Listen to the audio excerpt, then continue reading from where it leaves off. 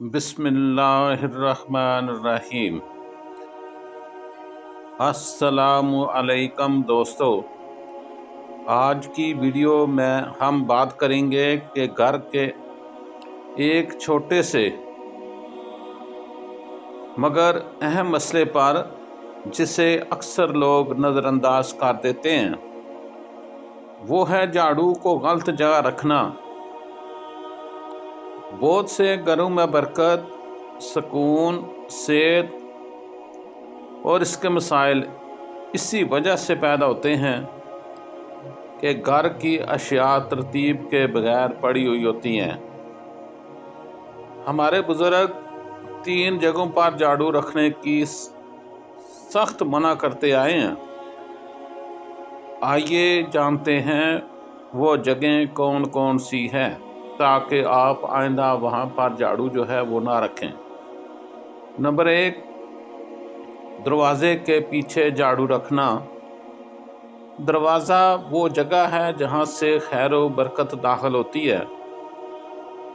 جب یہاں رکاوٹ ہو، راستہ تنگ ہو جائے یا اچانک دروازہ کھولنے پر جھاڑو گرے تو گھر کا ماحول بگڑ جاتا ہے۔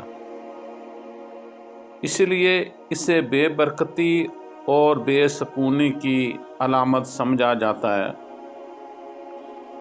نمبر 2، جس جگہ پہ جھاڑو نہیں رکھنا وہ جگہ یہ ہے کچن یا کھانے کی جگہ کے پاس جھاڑو رکھنا رزق پاکیزگی چاہتا ہے۔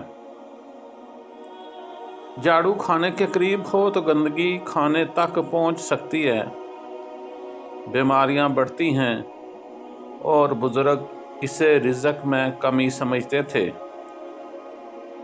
اسلام بھی کھانے کی جگہ کی صفائی پر زور دیتا ہے، کیونکہ اسلام تو کہتا ہے صفائی نصف ایمان ہے۔ بستر کے نیچے جھاڑو رکھنا سخت منع ہے۔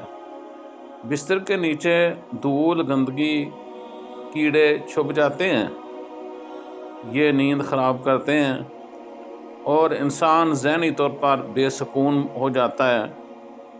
اس لیے میرے بھائیوں، بزرگ کہتے تھے کہ جہاں سونا ہو وہاں کوئی گندگی نہ ہو۔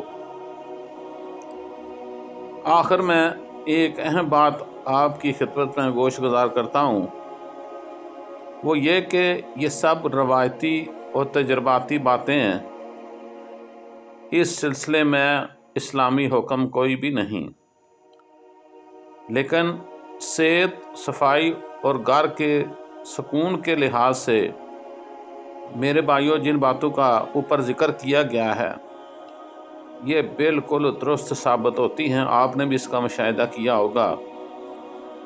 اگر آپ بھی اپنے گھر میں سکون اور برکت چاہتے ہیں تو ان 3 جگہوں سے جھاڑو فوراً ہٹا دیں۔